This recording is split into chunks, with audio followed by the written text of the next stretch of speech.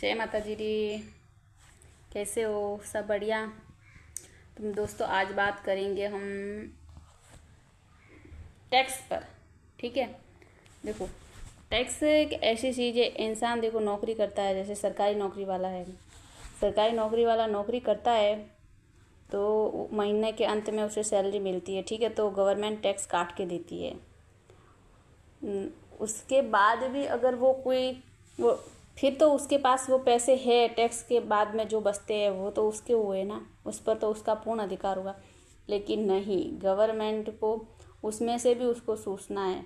तो क्या करती है वो, जो उन पैसे से हम जो खरीदी करते हैं, आटा दाल दूध ग्रोसरी का सामान, किराने का सामान, शॉपिंग, कपड़े लत्ते, बच्चों के डायपर, या कहीं होटल में हम खाना खाने जाए, कुछ भी, तो सब पर हमें टैक्स देना पड़ता है। हर एक वस्तु पर टैक्स लेती है सरकार, चाहे वो कमाने वाला हो या बेरोजगार हो, हर किसी से उन्हें टैक्स लेना है। और हम सरकार से क्या मांगते हैं? आम जनता देखो, रोजगार वालों को, बेचारे को, नौजवान लोगों को रोजगार नहीं है। और गाँवों में देखो, हम पानी, बिजली और क्या, पानी बिजली और मांगते अच्छी रोडें। गाँव में अच्छी रोड बिल्कुल नहीं। बिजली गर्मी के टाइम में कटौती। ठीक है। और पानी 5 दिन से पानी आता है तो टैंकर डलवाना पड़ता है हमारे होद में घर पे। तो ये हमें चीज़ें भी नहीं दे सकती सरकार। लेकिन टैक्स, वो भिखारी होता है भीख मांगने वाला, उनसे भी टैक्स वसूलना है। वो भी कुछ भी खरीदेगा, उन्हें टैक्स देना ही देना है। जीएसटी टैक्स तो आजकल हर चीज़ों पे, अगर देखो कोई बीमार है और ये इंश्योरेंस वगैरह पे तो है ही ये टैक्स। अगर कोई बीमार है, हम हॉस्पिटल दवाइयाँ ले रहे हैं, दवाइयों पर भी टैक्स। अगर कोई मर रहा है बेचारा, वो दवाई ले रहा है, उनसे भी टैक्स लेना है, दवाइयों पर भी टैक्स। हद है। यहाँ भी है कि नहीं है? ये गवर्नमेंट में चमचागिरी होते हैं, इनको भी खाने को चाहिए होता है।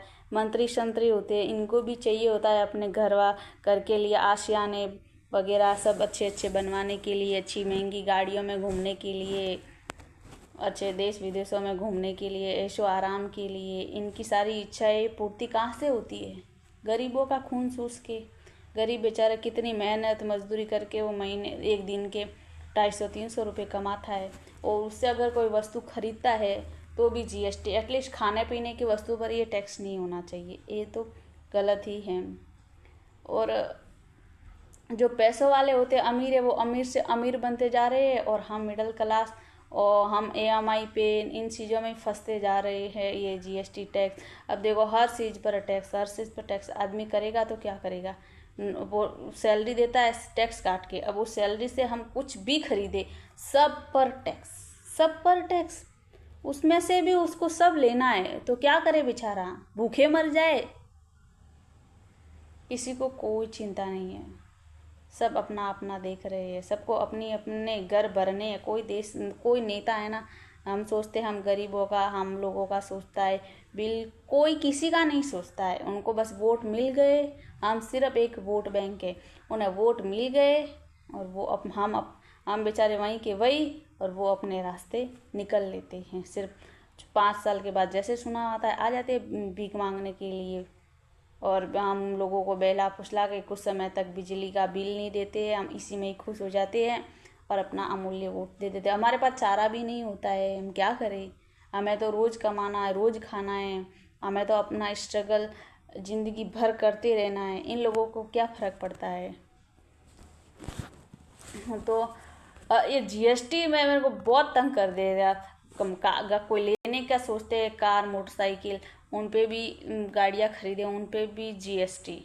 और कोई भी छोटी बड़ी हम चीज़ खरीदते सब पर टैक्स। बेचारे है ना, छोटे मोटे कुटीर उद्योग तो ये जीएसटी के चक्कर में बंद ही हो गए। बेचारे बेरोजगार हो गए, अब छोटी मोटी नौकरियां कर रहे हैं। मेरे रिश्तेदार में भी है ऐसे कई लोग, अब बेचारों के धंधे बंद कर दिए इन लोगों ने। और जीएसटी और बाकी भी कई हैं ऐसे, हर चीज़ों पे टैक्स, हर चीज़ों पे टैक्स। जनता को बेचारे को मारोगे क्या? इतना बोझ तले दबा दिया है, अब और कितना काम करे बेचारा? तो देखो वो रोज़गार तो बढ़ नहीं रहे है, उल्टा दिन ब दिन मशीनें आ रही है, टेक्नोलॉजी आ रही है, सब घट रहा है और बेरोज़गारी बढ़ रही है। आजकल क्या है, बच्चे सब पढ़, कोई बीए कर रखा है, कोई बीएड कर रखा है, शिक्षा में भी कुछ दम है नहीं, बस डिग्रियां मिल जाती है। इंग्लिश में सब वीक है। और फिर अब देखो, हम कंपटीशन एग्ज़ाम होते हैं वहाँ पे तो हमें सब कुछ इंग्लिश, और हर सब्जेक्ट, संस्कृत हो, ऐसे हर सब्जेक्ट में बरोबर मार्क्स लाने होते हैं। लेकिन स्कूलों में इन चीज़ों की हमें कोई प्रैक्टिस नहीं करवाई जाती, नहीं हम अच्छे से पढ़ाए जाते हैं। इस वजह से उसमें हमें वीकनेस रहती है, तो फिर हम कंपटीशन एग्ज़ाम में वो क्लियर नहीं कर पाते हैं। इंग्लिश और ये हिस्ट्री में भी हमें कोई अच्छा 5-6 किताबें होती थी, हमें तो 1-2 ही पढ़ाती थी, मैडम आलस करके सो जाती थी, बैठ जाते थे। तो हमें वो भी सब कंप्लीट नॉलेज नहीं होने के कारण फिर हम आगे कंपटीशन एग्ज़ाम नहीं दे पाते हैं। फिर हम इतने पढ़े लिखे होकर भी बेरोज़गार बैठे रहते हैं। सरकारें देखो, नहीं तो गवर्नमेंट स्कूल ठीक करवा रही है, नहीं कुछ अच्छी शिक्षा के लिए कोई कदम उठा रही है। स्कूलों की हालत कैसी है देखिए, इतनी जर्जर, देखो बच्चे मर रहे हैं, स्कूल सर पे गिर रही है सर, और नहीं उनकी टॉयलेट, कोई बाथरूम टॉयलेटों की अच्छी व्यवस्था है, नहीं बच्चों के कोई खाने पीने में विशेष ध्यान दिया जाता है। बस चल रहा है, जैसे चल रहा है ना वैसे चल रहा है। नई स्कूलों के नई कलर है दीवारों पे अच्छे से, नई उनके अच्छे से बोर्ड है, खुले में बेचारों को बिठाया जाता है, नहीं ऊपर फैन, बिजली। कई स्कूलों में तो ऐसी सुविधाएं भी नहीं है, और कई जगह है तो फैन खराब पड़े हैं। कहीं कंप्यूटर भी नहीं है, 1-2 कंप्यूटर है वो टीचर ही यूज़ कर लेते हैं, बच्चों को क्या सीखने को मिलेगा, कुछ भी नहीं। तो ये सब कुछ है नहीं। और प्राइवेट स्कूल दिन ब दिन बढ़ते ही जा रहे हैं। प्राइवेट स्कूल कितने हो गए, मिडिल क्लास गरीब बेचारा कैसे पढ़ा सकता है प्राइवेट स्कूल में, कैसे पैसे अफोर्ड कर सकता है। वो 250-300 कमा रहा है, वो वस्तु, वो कुछ चीज़ भी खरीदा, उस पर भी टैक्स वैक्स देता है, तो उसके पास पैसे बचेंगे कहाँ से।